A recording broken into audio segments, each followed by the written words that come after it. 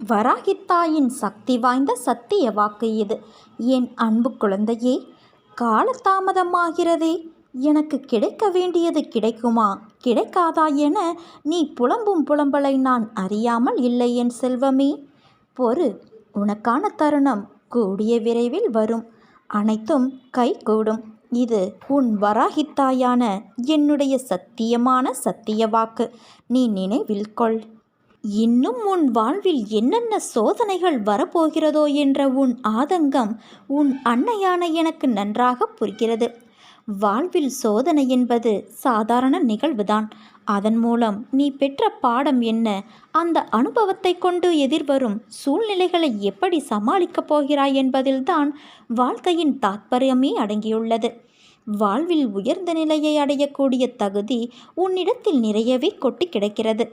அதனால் வாழ்வில் என்றுமே பிரச்சனைதான் என்று புலம்பாமல் எல்லாம் ஒரு வகையான பாடம் என்று உணர்ந்து கொள். நீ உருகும்போது நான் தாரை தாரையாய் அழுகின்றேன். என் கன்னங்கள் ஒட்டி போகும் வரை உனக்காக நான் விரதம் இருக்கிறேன். உனக்காக நான் அங்குமிங்கும் ஓடி ஆடிக்கொண்டு இருக்கிறேன். வாழ்க்கையில் அடுத்த நிமிடங்கள் என்ன நடக்கும் என்பதில்தான் மனிதனின் வாழ்நாளுடைய அர்த்தங்கள் அடங்கியுள்ளது. அந்த அர்த்தங்களுக்கு நாம் ஓடுகின்ற ஓட்டம். அதில் நிதானமாக ஓடுபவர்கள் சில பேர். சிலர் எதற்காக, ஏன் என ஒன்றும் தெரியாமல் ஓடுகிறார்கள். இந்த தற்போதைய உலகத்தை பார்க்கும்போது விடிவது அதில் ஓட்டம் மட்டும்தான் நம் கண்களுக்கு தெரிகிறது. ஏதோ சிறு சிறு இடத்தில் அன்பு, பரிவு, பாசம் என சிலரின் மனதில் பார்க்க முடிகிறது.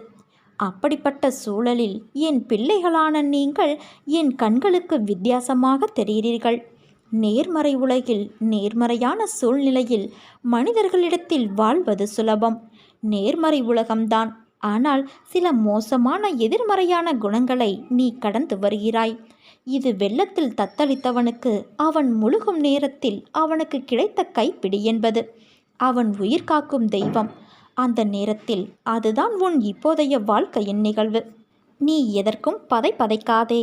என் கை எப்போதும் உன்னை காக்கும். விரைவில் மேலோங்கி உன்னை பார்த்து நகைத்தவர்களுக்கு முன்னிலையில் நிமிர்ந்து பார்க்க உன் அன்னையான நான் செய்வேன். நீ எதற்கும் கலங்காதே என் தங்கமே. உன்னில் நிச்சயம் வெற்றி என்ற தீபத்தை உன் அன்னையான நான் ஏற்றுவேன். நீ உன்னில் பார்க்கும் அனைத்துமாய், அகிலத்தின் ரூபமாய் உனக்கு நான் இருப்பேன். செயல் புரியும் கடமை மாத்திரம்தான் தன்னுடையது. பலனை அளிப்பவர் எல்லாம் வல்ல இறைவன் என்னும் திடமான நம்பிக்கை எவரிடம் உள்ளதோ அவருடைய செயல்கள் அனைத்தும் நிச்சயம் வெற்றி பெறும். நிகழ்காலம் உனக்கு கடினமாக இருந்தாலும் இது நிரந்தரம் என்று நினைத்து கொள்ளாதே. காலம் மாறும், நிலைகள் மாறும். வரும் காலம் நிச்சயம் உனக்கு வளமானதாக அமையும். என் வார்த்தைகள் மீது நம்பிக்கை வை. உனக்கு நல்ல நேரம் தொடங்கிவிட்டது. மாயையும் அதன் செயல்பாடுகளும் இருந்தால் இருக்கட்டும். மாயை எனது பாதங்களில் சரணடைந்து என் ஆதீனத்திலேயே இருக்கும். என்னை எப்போதும் வணங்கும் என் அன்பு குழந்தை அருகில் கூட மாயை வராது. மாயையும் கூட உன் அன்னையான என் அம்சமே.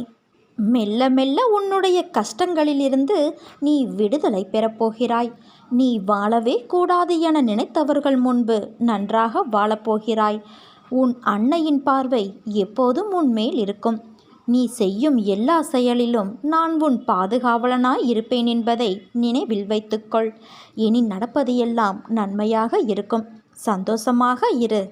மனம் புண்ணாகி போனதே என வருந்தாதே. இதோ என் மென்மையான கரங்களால் உன்னை வருடிக்கொண்டு உன் பக்கத்தில்தான் நான் உனக்காக இருக்கிறேன். மிக விரைவில் உன்னை பொன்னாக்கும் நாள் வந்து கொண்டு இருக்கிறது.